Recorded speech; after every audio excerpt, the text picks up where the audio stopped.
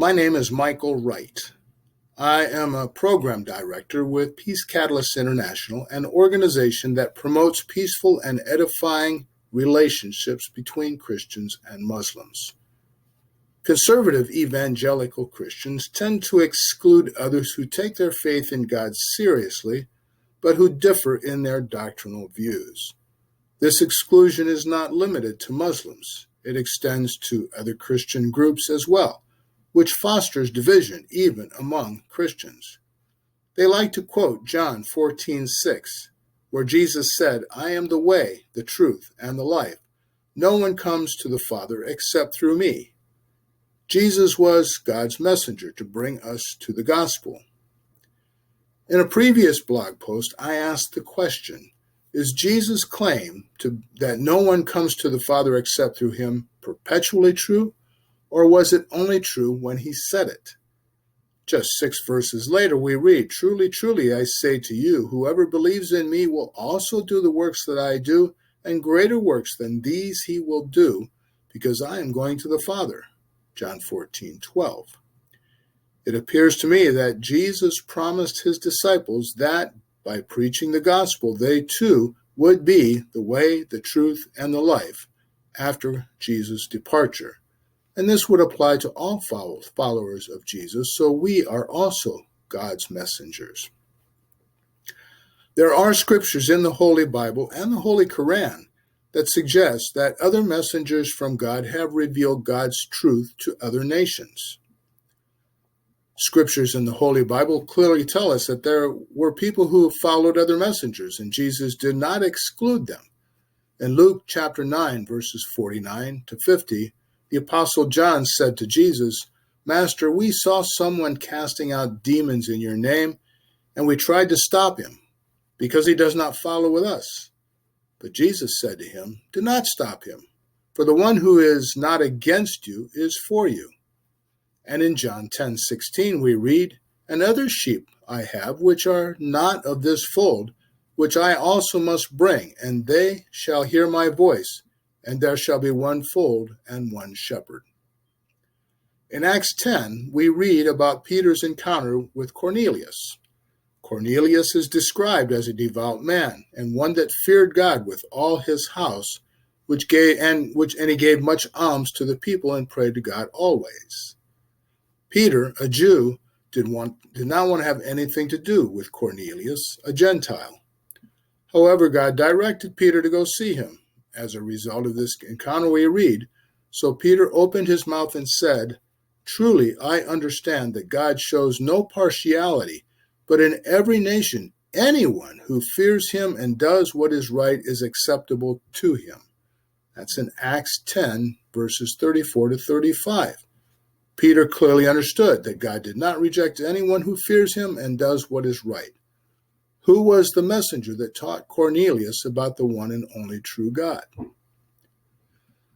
Should Christians recognize Muhammad as a messenger of God? According to Islamic doctrine, he was a prophet sent to preach and confirm the monotheistic teaching of God, and he preceded Adam, Abraham, Moses, Jesus, and other prophets. One of Muhammad's greatest accomplishments was to rescue the Arabian people and many others from polytheism and idolatry. At a minimum, God used Muhammad as his messenger to accomplish this important goal. So, by leading the Arabian people and others out of polytheism and idolatry, they came to be among those who, as Peter observed, fear God and seek to do what is right, and so they are acceptable to God. The author of the Epistle to the Hebrews writes, "But without faith it is impossible to please him.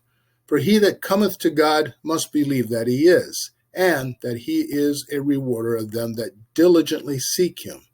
Hebrews chapter 11, verse 6. My experience is that this verse in Hebrews accurately describes my Muslim friends. There are also verses in the Holy Quran that refer to messengers sent to other nations. In chapter 10, verse 47, we read, "And for every nation is a messenger, so when their messenger comes, it will be judged between them in justice, and they will not be wronged." In chapter 16, verse 36, we read, "And we certainly sent unto every nation a messenger, saying, Worship Allah, and among them were those who Allah guided." And in chapter 40, verse 78, we read, "And we have already sent messengers before you. Among them are those whose stories we have related to you, and among them are those whose stories we have not related to you. And it was not for any messenger to bring a sign or verse except by permission of Allah. So when the command of Allah comes, it will be concluded in truth." What is the consistent message that these various messengers bring to us from God? In the 17th century, there was a philosopher known as Herbert of Cherbury, who saw the serious divisions among the various religions: Muslims, Jews, Romans, Roman Catholics, Eastern Orthodox Catholics, and Protestants. And he came up with 5 essential assertions that he believed were common to all monotheistic religions. They were as follows: 1. There is a God. 2. This God ought to be worshipped. 3. The connection of virtue and piety is and always has been the most important part of religious practice. 4. That men should repent of their sins and turn from them. And 5. People face reward or punishment after this life. I suggest that anybody who follows any monotheistic religion would agree with these 5 assertions. So we find that God has used many messengers to teach the nations that there is only one true God. I enjoy knowing people who take their faith in God seriously. And it does not concern me which messenger taught them to do so. I thank you for watching. I invite you to visit my website at www.adivinewink.com. I encourage you to purchase my novel, A Divine Wink, When Love and Religion Become Rivals. You will see a link that lets you read the first chapter of the novel for free. You will also see a tab for Peace Catalyst International that gives you the opportunity to support our work financially.